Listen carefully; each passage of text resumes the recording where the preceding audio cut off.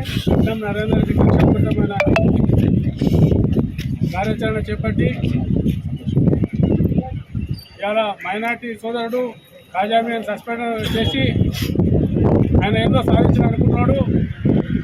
ఇక ముందు రేపటి నుంచి మాకు కూడా ఏం పని లేదు. రోజు ఒక టీఆర్ఎస్ పార్టీ సర్పంచ్ల మీద సమాచార హక్కు చట్టం కింద ఎంక్వైరీ పెట్టి రోజు ఒక సర్పంచ్ సస్పెండ్ చేసే దగ్గర నిలవము. నువ్వు ఊళ్ళో కొంటే ఎక్కడ తిరుగుతూ చూస్తాము. నీకు సిగ్గు శరం ఏమైనా ఉన్నదా అని అడుగుతున్నాం మేము.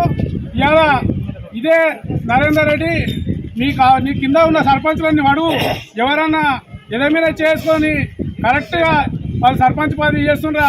ఎంతమంది సర్పంచ్ భూములు అమ్ముకున్నారు, ఎంతమంది సర్పంచులు అప్పుల పాలై ఉరివేసుకోవాల్సి వస్తున్నారు.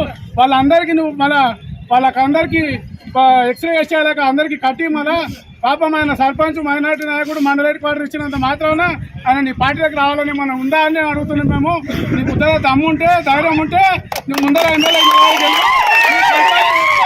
రేపు 20 తారీఖు నాడు తాలూకాలు ఎంతమంది సర్పంచ్ మిగుతారో నువ్వు రాసి పెట్టుకోబిట్టా అని చెప్పి నీకు సందర్భంగా తెలియజేస్తూ ఈ అవకాశం ఇచ్చిన పెద్దలకు అందరికీ ధన్యవాదాలు చెప్తూ ముగిస్తున్నాను.